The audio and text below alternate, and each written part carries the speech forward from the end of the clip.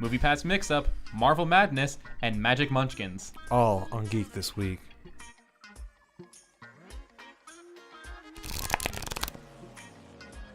What's up, everybody? Welcome back to Geek This Week. I'm Max Hartley. And I'm Gavin. And we got a lot of news, so let's just jump right into it. This week in gaming, after almost a decade with no word, the Time Splitters series might be getting a revival.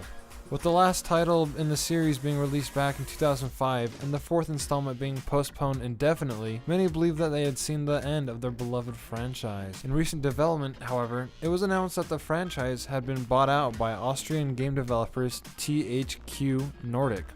The same company has recently also purchased the rights to the Darksiders series and apparently already has Darksiders 3 in the works. It's exciting to see the revival of a game that we all grew up with, so hopefully we might be getting that fourth installment after all. A new third-party game has been announced for the Switch, and in classic Nintendo fashion, we got some Switch-exclusive content for you.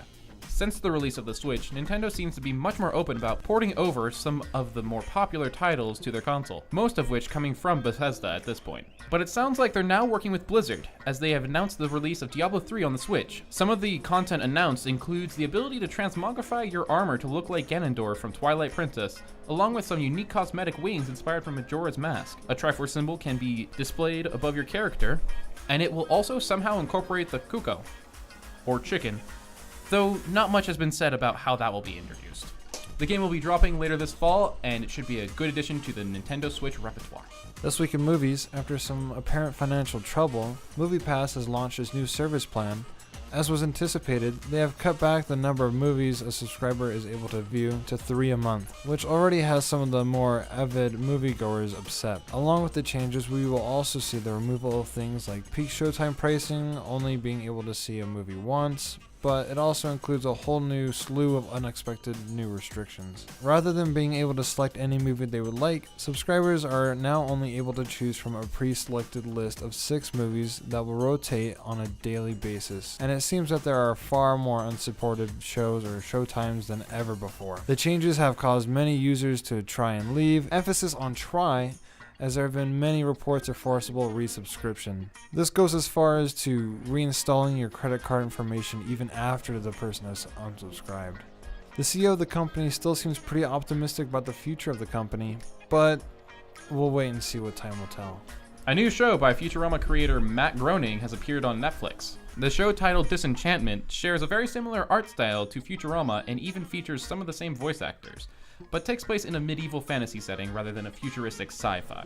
The show is centered on the Princess Bean and her companions Elfo, a goblin-elf hybrid thing, and Lucy, a demon voiced by Eric Andre, as they go on bizarre and zany adventures. Unfortunately, it doesn't seem to have received as much acclaim as its sci-fi inspiration, with many critics saying the plot is more bland and less humorous. However, as with any show, the first season or two help to set the tone of the series. They don't necessarily define the show as a whole or limit what it can become, so we welcome it despite its flaws. The first 10 episodes are available now on Netflix, so if you want to try it out. The James Gunn controversy has finally come to a close. Despite constant backlash and support, it has officially been confirmed that James Gunn is no longer allowed to work under Disney, and all talks of rehiring the director have ceased. In fact, James Gunn met in person with Walt Disney Studio chairman Alan Horn to get official clarification about his firing, but even with heartfelt apologies from Gunn, Horn stood fast on the decision. Though it isn't quite the way we expected Gunn's saga to end, it was quite a roller coaster. Despite the controversy surrounding Star Wars in the last few months, it seems they have something else in the works. This edition comes in the form of an animated TV series called Star Wars Resistance. While it is true that Star Wars has done the whole animated series thing before with the Clone Wars and Rebels, Resistance seems quite different. For one, the art style is more akin to an anime or JRPG than the claymation-esque style of the previous series. Resistance is supposed to cover the events that took place between Return of the Jedi and Force Awakens, following a group of, you guessed it, Resistance pilots, who are keeping tabs on the First Order. As of right now, all we have is a first look trailer, but it looks fairly promising. Who knows, maybe it'll bring Star Wars out of the shadows. This week in tech, engineers might have found a way to redefine smart home. Recent studies have led to the development of small printable tags that can allow for basic smart gadget functionality. The tags essentially allow you to tag things within your home that, when moved or used in a certain way, will interact with other devices on your Wi-Fi network. Put more plainly, they would allow you to notify your phone every time, say, the fridge or front door was open, or on a more complex level, it may allow you to communicate with things like wireless speakers via keyboard. The tags are currently capable of mirroring Wi-Fi and LTE signals and require virtually no upkeep whatsoever once they are placed. It does seem like a fairly complex concept in theory, but it is one that could entirely change the way we utilize smart devices. I'm sure more info will surface as they become more mainstream, so stay tuned. In other news this week, even more of IGN's articles have been flagged for plagiarism. If you haven't been following this, a couple weeks ago, IGN editor Philip Mewson was flagged for blatant plagiarism by YouTuber Broomstick Gaming on his review of Dead Cells. After review, the editor was fired, and his review of the game was removed from their website. Well, last week we received a bombshell report that over a dozen of Mewson's articles have blatantly plagiarized other media, including the reviews for Doom and Skyrim ports for the Nintendo Switch, as well as Bayonetta 2, Super Mario Odyssey, and Shantae Half Genie Hero, where he read excerpts from Wikipedia, Polygon, and NeoGAF, just to mention a few. As a result, every last article written by Mewson has been removed from IGN's website. Unfortunately, this means that IGN no longer has published reviews for several Switch games, including the new JRPG Octopath Traveler. However, if you're still curious, we'll have a link to our review of Octopath Traveler down below.